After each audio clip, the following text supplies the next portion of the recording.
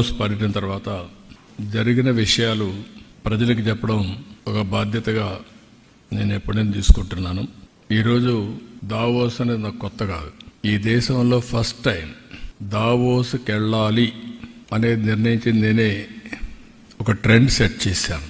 మొట్టమొదటిసారిగా 95లో ముఖ్యమంత్రి కావడం, 97 నుంచి దావోస్కి రెగ్యులర్గా వెళ్ళడం, ఆర్థిక సంస్కరణలు 91 వచ్చాయి.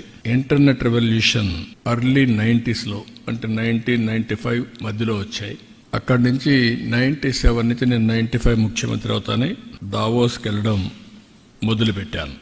అయితే నేను దావోస్కి పోయినప్పుడు చాలా ఇబ్బందులు ఉండేవి మాకు. నేను హైదరాబాద్ అంటే ఏ హైదరాబాద్ అని అడిగేవాళ్ళు. పాకిస్తాన్లో ఉండే హైదరాబాదా, ఇది ఎక్కడ హైదరాబాద్ అని అడిగేవాళ్ళు.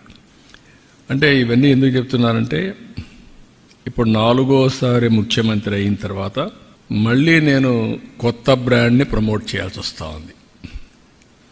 టోటల్గా డెమాలిష్ అయినటువంటి ఆంధ్రప్రదేశ్ బ్రాండ్ని, డెస్ట్రాయ్ అయిన బ్రాండ్ని ఇప్పుడు మళ్ళీ ఇండియాలోనే కాకుండా ప్రపంచం మొత్తం కాదు, మేము ఉన్నాం, మీరు రండి, మేము అన్ని విధాలా సహకరిస్తాం అని చెప్పే పరిస్థితికి వచ్చింది. దాన్ని ఎడ్యుకేట్ చేయడానికి ఎన్ని ఫోరమ్స్ ఉంటే అన్ని ఫోరమ్స్ ఉపయోగించుకుంటున్నాను.